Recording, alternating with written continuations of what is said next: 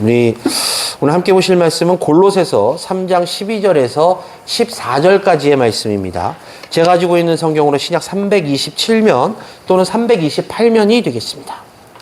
골로새서 3장 12절에서 14절 우리 찾으셨으면 절수가 짧기 때문에 함께 합독하시겠습니다. 그러므로 너희는 하나님이 택하사 거룩하고 사랑받는 자처럼 긍휼과 자비와 겸손과 온유와 오래 참음을 옷 입고 누가 누구에게 불만이 있거든 서로 용납하여 피차 용서하되 주께서 너희를 용서하신 것 같이 너희도 그리하고 이 모든 것 위에 사랑을 더하라. 이는 온전하게 매는 띠니라. 아멘. 제가 다시 인사드립니다. 오늘도 복된 주일을 맞이하여 하나님의 전에 예배하러 나오신 우리 성도님들을 주님의 이름으로 환영합니다.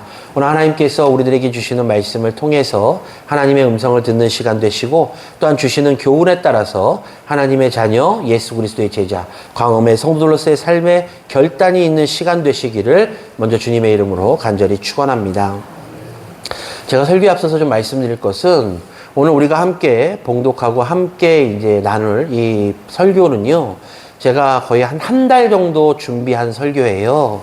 제가 한 달 동안 이 설교를 준비하는데 왜 설교가 이렇게 길었냐 하면 제가 이 본문을 통해서 설교를 이렇게 작성하다 보니까 제 자신이 이렇게 살지 못하는데 내가 과연 이 설교를 할 수 있을 것인가? 라는 생각이 들더라고요. 그래서 이 준비하는 기간이 좀 길었습니다. 그런데 제가 그럼에도 불구하고 이 설교를 준비해서 우리가 함께 은혜를 나누고자 하는 것은 이 말씀을 통해서 죄가 반성하고 이 말씀이 주시는 은혜에 따라서 앞으로는 이렇게 살지 말아야겠다. 그러니까 우리 성도님들께서도 하나님께서 주시는 교훈대로 말씀대로 살기를 소망하며 오늘 이 시간 함께 은혜를 나누고자 합니다. 성경을 보게 되면요, 하나님께서는 당신의 뜻을 이루고자 사람을 들어 사용하시는 경우를 많이 보게 됩니다. 물론 선택되진 사람들 대부분은 이스라엘 민족 출신이에요. 그러니까 하나님께서 선택하신 민족의 사람들을 들어 사용하셨다라는 것이죠. 그런데 그 중에는 하나님께서 선택하신 이스라엘 민족이 아니라 다른 이방인을 통해서도 하나님께서는 말씀을 주시고 은혜를 주시는 경우도 종종 나오고 있습니다. 그렇기 때문에 오늘 본문에 나오고 있는 이 말씀 역시 사도 바울이 골로새 교인들에게, 즉 이방인들에게 당신들도 하나님께서 택하신 사람들이라고 말하고 있다라는 것이죠. 사랑하는 광음교회 성도 여러분, 우리가요, 하나님께서 우리를 선택하셨다라는 것을 깨닫게 되면 우리들의 삶의 목적이 크게 변화되는 것을 경험하게 됩니다. 하나님의 택하심을 알지 못했을 때는요, 우리는 선택의 주체가 나라는 생각을 하게 돼요. 내가 하나님을 선택해서 신앙생활을 하게 된 것이고 내가 교회를 선택했기 때문에 지금 이 자리에서 예배를 드리고 있다라고 생각합니다. 내가 선택했기 때문에 이 모든 일들이 이루어졌다라고 생각을 하게 돼요. 그런데 우리가 하나님의 선택을 받았다라고 느껴지게 되는 순간 우리는 변화되게 되는데 어떻게 변화가 되냐면 하나님께서 나를 선택해 주셨기 때문에 하나님의 자녀가 된 것이고 하나님께서 나를 선택해 주셨기 때문에 이곳에 불러주신 것이고 하나님께서 나를 선택해 주셨기 때문에 이곳에서 예배를 드릴 수 있는 은혜를 주셨다라고 생각이 바뀌게 되는 것입니다. 그렇기 때문에 우리들은요, 하나님의 선택을 받은 사람들이라는 자부심을 먼저 느껴야 됩니다. 그런데 세상 사람들은 그렇지가 못해요. 세상 사람들의 주체는 바로 내 자신입니다. 내가 할 수 있기 때문에 내 선택으로 인해서 모든 일들이 이루어진다라는 것이죠. 이런 사람들이 처음에 신앙생활하면 이 마음이 바뀌기 전에 어떻게 생각하냐면 내 선택에 의해서 이루어지는데 하나님은 단지 이 일이 이루어지는 도구에 불과하다라고 생각하는 경우들이 종종 있다라는 것입니다. 그런데 제가 조금 전에 말씀드린 대로 우리의 생각이 바뀌어서 주체가 하나님으로 변화되어지는 순간 하나님께서 나를 선택하셨기 때문에 하나님의 선택 가운데 하나님이 계획하신 일에 내가 사용되어지는구나 라고 변화가 일어나게 된다는 것이죠. 바로 사도 바울이 본문을 통해서 우리들에게 주시는 말씀입니다.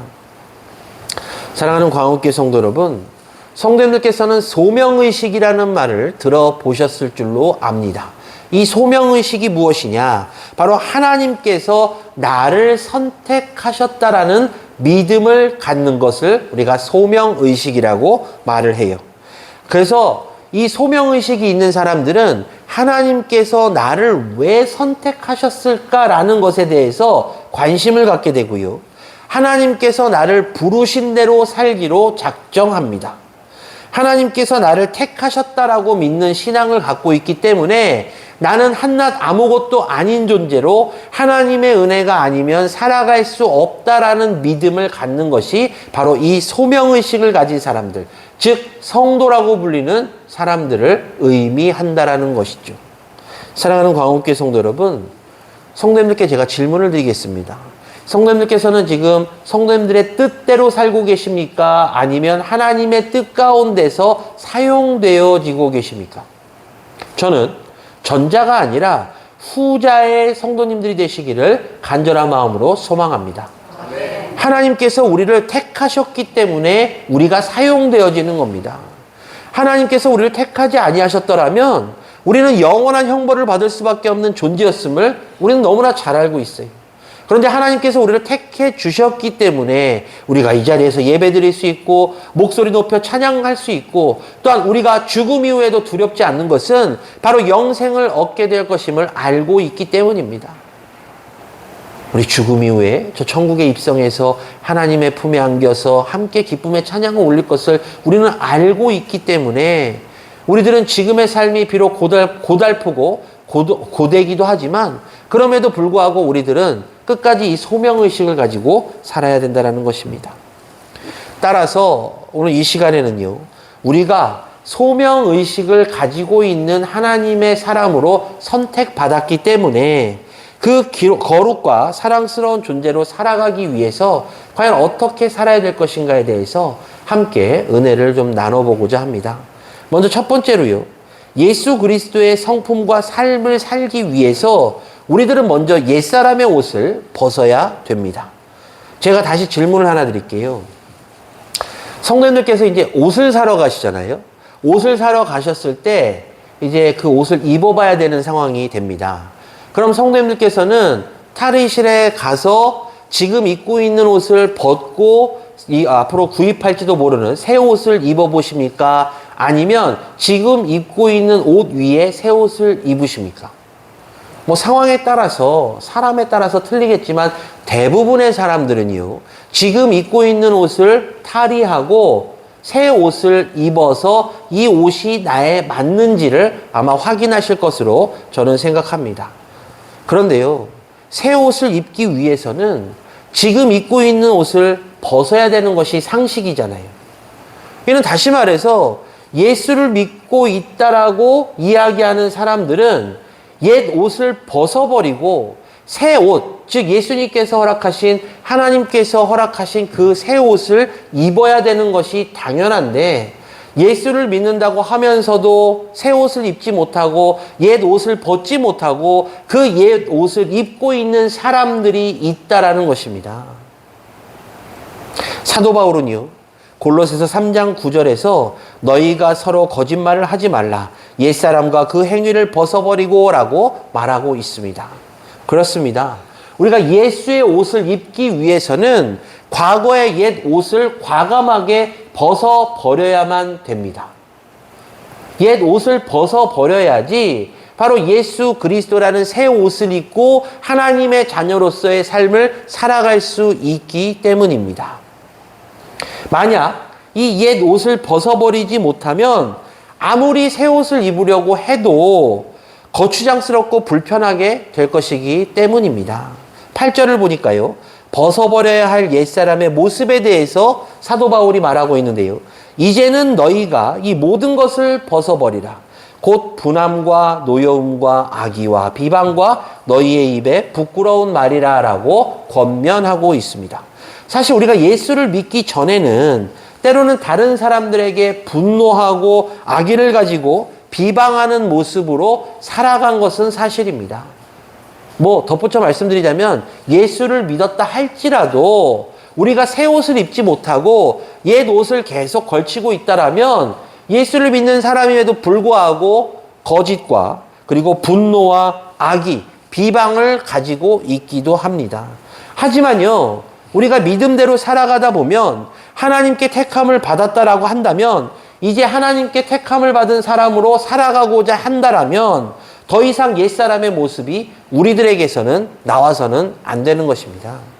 하나님께서 원하시는 것은 우리가 분노에 사로잡혀서 사는 것이 아니라 온유함으로 행하기를 원하십니다. 제가 바로 이 본문의 이 부분에서 좀 많이 반성도 하고 좀 고민을 많이 했던 내용인데요. 예수를 믿기 전에는 악한 마음을 가지고 다른 사람들 비방하기도 하고 다른 사람들 원망하기도 하면서 살았다 할지라도 이제 우리는 예수 그리스도라는 새 옷을 입었기 때문에 더 이상 이러한 모습이 우리들에게선 없어야 될 것이며 이것이 바로 하나님께서 우리들에게 원하시는 모습임을 우리는 늘 기억해야 할 것입니다. 따라서 이제는 같은 상황이라 할지라도 긍휼의 마음, 옛사람의 옷을 벗지 못한다면 우리가 예수를 믿는다 할지라도 그 옛날 옷에 새 옷을 덧입음으로 말미암아 불편하게 될 것이기 때문입니다. 그러므로 반드시 기억하시기를 주님의 이름으로 간절히 소망합니다. 그럼에도 불구하고 날마다 옛사람의 옷을 벗어버리고자 노력하고 예수를 덧입기 위해서 힘쓰는 것이 바로 하나님께서 우리들에게 원하시는 일이요, 우리들의 신앙생활의 목표이며 우리들의 신앙생활의 모습이 되어야 할 것입니다. 둘째로는요, 하나님의 택하신 사람이 가져야 할 태도는 바로 품는 것이에요. 사도 바울은 골로새 교인들에게 누가 누구에게 불만이 있거든 이라고 말하면서 교인들 사이에서의 불만의 상황도 분명히 일어날 것이다. 따라서 어떻게 대처해야 될 것을 알려주고 있습니다. 세상을 살다 보면요, 불만의 상대가 가족이기도 하고 때로는 내 주변 사람들이기도 하고요. 때로는 모르는 사람이기도 합니다. 즉 다시 말해서 언제 어디서나 내 불만의 상대가 바뀌어가지만 중요한 것은 그 불만이 나에게 늘 존재한다라는 것이죠. 그런데 교회도 예외가 아닙니다. 같이 신앙생활한다, 같은 공동체다, 같은 하나님의 자녀다라고 이야기하지만 서로 간의 불만은 분명히 있을 수밖에 없습니다. 왜냐하면 우리는 나약한 인간이기 때문입니다. 따라서 교회 안에도 분명 불만이 존재하고 있는데 바로 이 사도 바울이 교회 안에서도 이런 불만이 있을 것을 알고 있었기에 교인들에게 서로에게 불만이 있으면 어떻게 하라고 미리 말하고 있는 것입니다. 그런데 우리가 이 부분에서 집중해야 될 것이 있는데 그것은 바로 바울이 관심하는 것은 불만의 종류가 아니에요. 바울이 관심하는 것은 불만에 대처하는 방법입니다. 사람들 사이에는 언제나 다양한 불만이 존재하고 있기 때문에 그 불만의 종류를 이야기하는 것이 아니라 이런 불만이 생겼을 때 너희는 어떻게 대처하라라고 사도 바울이 권면하고 있다는 것입니다. 우리가 한번 생각해 볼까요? 내가 상대방에게 불만이 있을 때 그 불만에다 초점을 맞추고 계속 생각하다 보면요, 아마 스트레스로 인해서 죽을 수도 있을 것입니다. 왜냐하면 아까 말씀드린 대로 불만은 뭐 상대방이 누군지 뭐 이런 건 상관없이 그냥 상대방에 대해서 불만이 생길 수도 있기 때문입니다. 따라서 그 불만에 계속해서 관심을 갖고 초점을 두다 보면 그 스트레스로 인해서 사람이 제대로 살 수가 없을 것입니다. 그런데요, 세상 사람들처럼 우리가 술이나 담배나 세상적인 걸로 그 스트레스를 풀 수 있을까요? 아니요. 우리는 그렇게 하지 못합니다. 그렇기 때문에 어떻게 보면 믿는 사람들이 이 불만에 대한 스트레스의 지수가 더 높을 수도 있다라는 것이죠. 그렇기 때문에 우리가 갖고 있는 좋은 방법은 무엇이냐? 바로 하나님의 택함을 받은 사람들이 서로에 대해서 불만이 생겼을 때 서로 용납하고 피차 용서해야 됩니다. 사도 바울이 권면하고 있잖아요. 서로 용납하고 피차 용서하라. 그러니까 피차 간에 불만이 생긴다면 그 불만을 품고 그 불만 때문에 나 혼자 괴로워할 것이 아니라 그 불만을 너그러이 받아들임으로 그 사람을 품으라고 사도 바울이 방법을 우리들에게 알려주고 있는 것입니다. 그러니까 더 쉽게 말씀드리자면 이 서로가 가진 불만에 대해서 논쟁하고 싸우기보다는 상대방을 품을 수 있는 큰 아량과 사랑을 갖기를 사도 바울이 믿는 사람들, 즉 그리스도인들에게, 특별히 골로새 교인들에게 권면하고 있는 것이죠. 그리고 사도 바울은 다른 이들을 용납하고 용서하라라고 이야기하면서 대표적으로 한 인물을 꼽고 있는데 바로 누구죠? 예수 그리스도이십니다. 예수님께서 너희를 용서하신 것 같이 너희도 그리하라. 그렇습니다. 우리가 다른 사람들을 용납하고 품는 것의 모범으로 오로지 예수님께만 있음을 기억해야 돼요. 따라서 우리가 다른 이들을 품고 다른 이들을 용서할 때 우리는 바로 우리의 신앙의 모형이자 우리들의 신앙 삶의 대표적인 예수 그리스도의 모습을 따라가는 예수님의 제자로서의 삶을 살아갈 수 있다는 것입니다. 마태복음 18장을 보면요. 베드로가 예수님께 무엇에 대해서 질문하죠? 용서에 대해서 질문합니다. 주여, 형제가 내게 죄를 범하면 몇 번이나 용서하여 주리이까? 7번까지 하오리이까? 라고 질문을 하죠. 그런데 이 질문에서 베드로가 말한 이 7번에 우리가 좀 집중을 해야 되는데 베드로가 말한 이 7번의 횟수는요. 예수님 당시의 사람들에게 있어서 어마어마하게 넓은 관용의 숫자이기도 합니다. 왜냐하면 당시 율법을 가르치던 율법사들은 총 3번까지만 용서하라라고 권면했기 때문이에요. 따라서 베드로가 7번까지 용서하면 됩니까? 라고 질문한 것은 이 용서함에 대해서 나는 이렇게 관대한 사람입니다 라고 아마 자랑하고 싶어서 예수님께 이렇게 질문했던 것 같습니다. 하지만 예수님께서 어떻게 대답하셨죠? 예수님께서는 이 베드로의 관대함보다 더 관대함을 나타내고 계시는데 7번뿐만 아니라 무려 70번씩 7번이라도 용서해야 된다라고 말씀하십니다. 우리가 숫자상으로 그럼 490번이 되는데 우리가 이 숫자에 얽매일 필요는 없습니다. 즉 490번이 될 정도로 끊임없이 용서하라라고 예수님께서는 말씀하고 계시는 것입니다. 사랑하는 광역교회 성도 여러분, 믿음의 사람들인 우리가 누군가에 대해서 불만이 있을 때 내가 이걸 어떻게 해야 되지? 라고 걱정할 필요가 없습니다. 왜냐하면 예수님께서는 이미 정답을 우리들에게 알려주셨는데 그것이 바로 용서입니다. 따라서 불만의 관계 속에 있는 상대방을 용서하는 것은 이미 작정된 일이라는 것입니다. 용서할까? 용서 말까? 이런 고민하면서 살아가는 것은 결코 우리들의 삶에 있어서는 안 된다라는 것이죠. 예수님께서 도저히 용서할 수 없는 우리들을 대신해서 우리들을 용서하시고자 십자가의 보혈의 공로를 허락하셨음을 우리는 늘 기억해야 할 것입니다. 그리고 이 용서를 따라서 우리도 용서한다라면 바로 아까 말씀드린 대로 우리 신앙의 모범 대신 예수 그리스도를 따르는 제자의 삶의 모습이 되는 것입니다. 하지만 예수님과는 다르게요.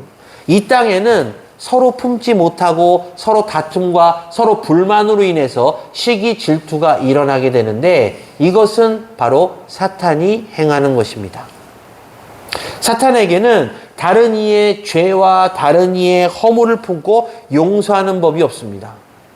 그리고 사탄은 다른 사람의 죄와 다른 사람의 허물을 보게 하는 눈을 줍니다. 그런데 만약에 우리가 하나님의 은혜로 주 예수 그리스도의 용서를 깨닫고 배웠더라면 사탄이 아무리 우리들에게 다른 사람의 죄와 허물을 보는 눈을 주었다 할지라도 그 눈이 우리들에게 적용되지 않는다라는 것이죠. 작은 허물을 계속해서 정죄하는 것, 사람들에게 상처를 주고 절망케 하는 것, 이것은 바로 사탄이 우리들의 마음에 들어와 우리들을 흔들고 있다라는 증거이기도 합니다. 그럼 우리는 어떻게 해야 될까요? 아까 말씀드린 대로 예수님과 같이 품고 용서해야만 하는 것입니다. 제가 부교육자로 있을 때요, 이제 교구 신방하다가 한 여집사님한테 이런 이야기를 들은 적이 있어요. 이 여집사님이 그런 얘기를 하시더라고요. 내가 과거에는 우리 어머니에 대해서 참 많이 미워했었습니다. 그렇게 얘기하시더라고요. 그래서 내가, 아니, 어머니를 왜 미워하십니까? 그랬더니 본인이 뭐라고 말씀하시냐면, 이제 이 여집사님의 아버지가 본인이 어렸을 때 일찍 돌아가신 거예요. 그래서 어머니와 둘이 살게 되었는데, 그러다 보니까 아버지가 없이 어머니에게만 의존하고, 그러다 보니 어머니에 대한 사랑이 이 여집사님은 몹시 깊었던 것 같아요. 그런데 나는 어머니에 대한 사랑이 몹시 깊은데 어머니가 나에 대해서 대하는 태도를 보면 이게 정말 친부모가 맞나 할 정도로 그렇게 아주 찬 행동을 보였다는 것입니다. 그래서 이 여집사님이 이 엄마한테 칭찬을 좀 받아보고자 공부도 열심히 해서 좋은 성적을 받아서 성적표를 갖다 줘도 그 성적표를 그냥 물끄러미 바라볼 뿐이고, 보통 어머니들은 안 그러는데 자신의 어머니는 맛있는 것이 생기면 자식을 주는 것이 아니라 본인이 먹었다라고, 그렇기 때문에 나는 우리 엄마는 친엄마가 아니라 계모였나 보다 라는 생각을 하고 자랐대요. 나이를 좀 먹은 다음에 내 어머니가 친부모가 맞나 확인을 해봤더니 친부모가 맞더랍니다. 그래서 더 좌절하고 더 실망하고 어머니에 대한 사랑보다는 어머니에 대한 미움이 이제 차곡차곡 쌓여 가였던 것이. 근데 이 집사님이 이제 나이가 좀 차서 결혼하면서 이제 그 남편 시댁을 따라서 교회에 나오기 시작한 거예요. 그래서 신앙생활을 하고 주님을 영접한 다음에 이제 열심히 신앙생활하는 가운데 어느 날 목사님의 설교를 듣게 되었는데, 이 목사님의 설교에 대한 주제가 바로 용서였다라고 합니다. 이 목사님의 설교 내용 중에 어떤 부분이 있었냐면, 혹시 내 마음속에 너무나도 미워하는 사람이 있습니까? 그럼 내가 그 사람을 용서하겠다라고 선포하십시오라는 그런 문구가 있었대요. 근데 여집사님이 그 설교를 가만히 듣다가 내가 미워하는 사람을 용서하겠다라고 선포하면 뭐가 바뀔까라는 의문이 들더래요. 그래서 집으로 가서 곰곰이 생각하다가 내 마음속에 가장 미워하는 사람이 누굴까 생각해 봤더니 본인의 어머니가 떠오르더랍니다. 그래서 내가 이 시간부로 내 어머니를 용서해야겠다라고 그대로 말로 선포했대요. 그 말을 선포하고 나서 자신이 변화되는 것을 느꼈는데, 어떻게 변화가 되냐면 어머니에 대한 미움이 조금씩 옅어지면서 문득 드는 생각이, 그래, 우리 어머니도 그 나이 때 미숙했기 때문에 그랬을 거야 라는 이제 이해하기 시작하는 마음이 생겼다는 것입니다. 이해하는 마음이 생기다 보니까 자신의 어머니와 대화도 하게 되고, 이제 대화를 하다 보니까 깊은 대화를 나누게 되고, 속에 있던 말도 나누게 되고, 결국 오해를 털어버리고, 그 어머니가 돌아가실 때까지 잘 섬기다가 어머니 이제 천국 가셨다고 그 이야기를 제가 들었던 적이 있습니다. 사랑하는 광운교회 성도 여러분, 하나님께서 택하신 사람들이 행해야 될 태도는 바로 이같이 예수 그리스도의 모습같이 다른 사람의 허물을, 다른 사람들의 부족함을 용서함으로 품는 것입니다. 예수님께서 그렇게 하셨듯이 품고 나간다면 우리 또한 예수 그리스도의 모습으로 닮아가게 될 것이기 때문입니다. 로마서 12장 19절 말씀이에요. 내 사랑하는 자들아, 너희가 친히 원수를 갚지 말고 하나님의 진노하심에 맡기라. 기록되었을 때 원수 갚는 것이 내게 있으니 내가 갚으리라고 주께서 말씀하시니라. 그렇습니다. 다른 사람들에게 불만이 생겼을 때 우리가 할 수 있는 것은 품고 용서하는 것밖에 없습니다. 물론 말은 쉽습니다. 내가 저 사람을 품고 용서하겠다라는 것이 말은 쉽지만 우리들은 죄악된 습성을 갖고 있기 때문에 생각은 하나 행동하기 어렵습니다. 하지만 그럼에도 불구하고 내가 하나님에 대한 온전한 사랑을 입은 사람이라면, 내가 온전한 예수 그리스도의 은혜를 입은 사람이라면 내가 품고 그 사람을 용서하고 그 사람을 사랑하겠다라는 그런 마음의 결단이 있으며 그것을 실천하는 것이 바로 참된 그리스도인의 모습임을 늘 기억하시기를 간절한 마음으로 축원합니다. 그 사람이 잘못한 것에 대해서 그 사람이 갚는 것은 바로 우리의 몫이 아니라 하나님의 몫이라고 성경이 우리들에게 말하고 있습니다. 내 스스로 재판장이 되는 것, 내 스스로 그 사람을 정죄하는 것, 이건 매우 잘못된 것이죠. 제가 그렇습니다. 제가 어떠한 의견이 나왔을 때 그 의견이 도출될 때까지, 결론이 날 때까지 계속해서 의견을 제시하고 뭐 이러는 성격인데, 제가 이번 설교를 준비하면서 이것이 잘못된 것이구나 라는 것을 알게 되었습니다. 누군가 불만을 얘기했을 때 그 불만에 대해서 용서하고 덮는 것, 그 불만에 대해서 이해하고 그 불만에 대해서 사과할 줄 아는 것, 그것이 바로 그리스도인의 모습 아니겠습니까? 물론 내가 불만이 있을 때 그 사람을 계속해서 덮어주고 용서하고 사랑하면 갚아주시는 것은 하나님이라고 성경에 기록되어 있기 때문에 우리들은 하나님께 맡기고 그저 품어주고 사랑하고 아끼면 되는 것입니다. 마지막으로요, 하나님의 택함받은 사람이 할 일은 모든 일에 사랑을 더하는 것입니다. 예수님을 믿는 순간 우리들은 지켜야 될 신앙적인 덕목들이 몇 가지가 생겨요. 사도 바울이 말한 것 같이 긍휼과 자비, 그죠?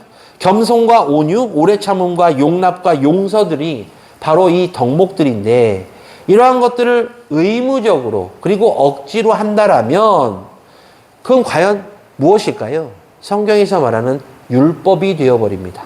법이기 때문에, 이걸 지켜야 되기 때문에 내가 억지로 너를 용서해.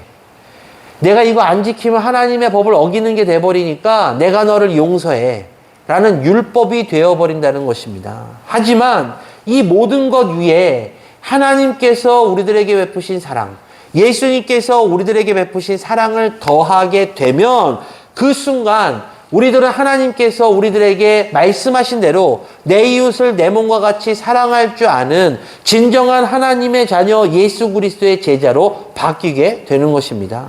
이 모든 것 위에 사랑을 더한다는 것, 말은 참 쉽습니다. 그러나 어려워요. 한번 생각해 보십시오. 원수를 사랑하는 게 쉽습니까? 원수라는 것은요, 나에게 조금 잘못해서 원수가 되진 않아요. 정말 내가 절대로 잊지 못할 정도의 피해를 받았을 때 우리는 보통 원수라고 이야기하잖아요. 우리가 사극을 보게 되면 어떤 원수라고 그러죠? 부모를 죽인 사람들 원수라고 대부분 그러잖아요.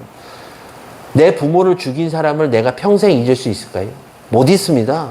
그런데 성경은 원수를 사랑하라라고 말하고 있어요. 그것이 바로 하나님께서 우리들에게 원하시는, 예수님께서 우리들에게 보여주셨던 그 사랑이기 때문에 우리들은 그만큼 받은 사랑을 되돌려 주어야 한다는 것입니다. 한번 생각해 보십시오. 예수님께서 우리들에게 행하신 일, 그리고 예수님께서 이 땅에 오셔서 행하신 일들을 보실까요? 예수님께서 제자들을 꾸짖으시는 경우들을 종종 보게 됩니다. 근데 예수님께서 제자들을 왜 꾸짖으셨을까요?